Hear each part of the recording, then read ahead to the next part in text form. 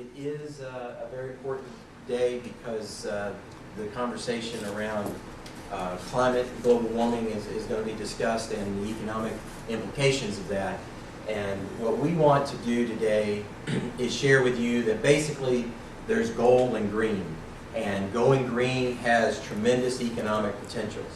Our organization, the Southern Alliance for Clean Energy, is a regional nonprofit. As Gil says, we do work throughout the Southeast, and we are seeing a number of southern states actually begin to embrace and understand that we are going to deal with the issues of global warming and climate change. Economic opportunity, we position this state to be leaders. I mean, we've already got some of that foundation. I mean, you're going to hear about the great work that's going on with the University of Tennessee and our university system looking at biofuels and biopower.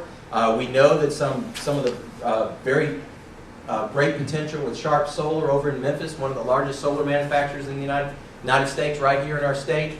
We've got a number of companies that are tied into the infrastructure of wind development. And so you can go on and on. Energy efficiency. The governor has set up this energy task force. Our board chair, John Knoll, serves on that, and I've been monitoring those. I've been at several of those meetings, and it's really an impressive commitment to say, look, what can we do in this state to become more energy efficient and really move forward? So this is an exciting time. Again, it's going to require bold leadership. It's going to require an acceptance that change is coming, and it's going to require a strategic positioning economically in this state to take advantage of those opportunities. For the future.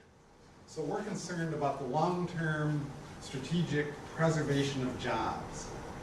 As part of that, 3 years ago, we formed a formal alliance with the Sierra Club called the Blue-Green Alliance. And the reason we did that, again, is to broaden our strategic outlook on the environment, to help the Sierra Club come to grips with working with organized labor and helping both of our organizations work with our constituencies to understand that the long-term preservation of the environment and the long-term preservation and sustenance of jobs are the same issue. One of the issues that's going on in the wood and paper industry is how to partially convert some of their production from products to biofuels as a way of sustaining some of the mills and plants out there. And these discussions are in their very early stages, as was mentioned in the previous presentation. This is new stuff, but it is no newer than taking carbon from a coal-fired power plant and trying to jam it into the ground. It's no newer and no more speculative than that. And in potential, it's a lot less expensive than trying to put in half a dozen or 40 or 50 new nuclear power plants, which, whatever your opinion on nuclear power issues, they're very expensive, and there's no systematic way that people have figured out how to deal with the waste. Project creation of energy. But today we're actually closer to 200 employees. We've generated, it's closing in on now $1 billion of business. We just continue to do neat projects. And as far as really talking about what's happened in Tennessee, I'll just speak to East Tennessee right now. We've accomplished approximately $70 million of projects that have really funded themselves, have not required any new tax dollars. Purely a smart business move, but huge impacts on the environment.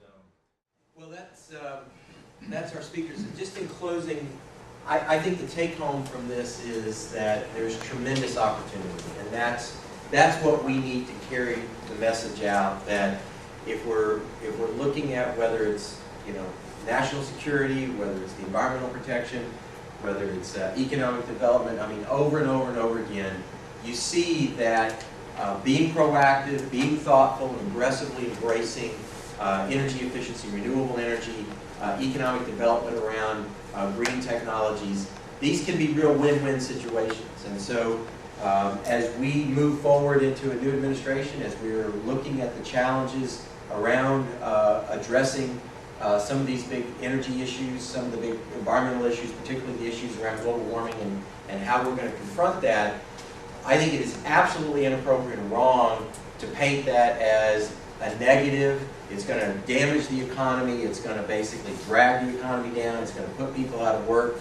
I mean, we've seen a number of examples here of how this can be, if we embrace it, if we take it on, it can actually be a positive change, and it can be an economic engine in our state and in our region. So we're excited about that, and I think that it'll be interesting to see over the next day or so some of the messaging that comes out from some other groups who may want to try to spin this in a different direction. But I think we've got very tangible examples of where it works here in our state. We've got tangible examples of where there's already investment going on. It's an exciting time. There's a lot of those changes happening. But we need to make sure that our elected officials hear very loud and clear that we want these incentives. We need these tax breaks. We need these mechanisms that lower the bar a little bit, because once people understand that and begin to make the investment, more and more examples like what we've seen today, we're going to see those changes happen. So again, very exciting time. I think it's a great opportunity for us. We should embrace this change and embrace this opportunity.